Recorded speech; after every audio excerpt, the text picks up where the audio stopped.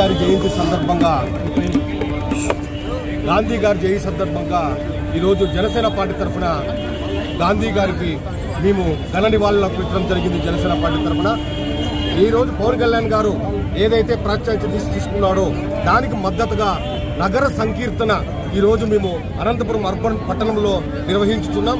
ఇందులో భాగంగా జనసేన కార్యకర్తలు నాయకులు ఈరోజు పెద్ద ఎత్తున పాల్గొని ఈ నగర సంకీర్తనని విజయం చేసినందుకు ప్రతి ఒక్కరికి ధన్యవాదాలు తెలుపుతున్నాం.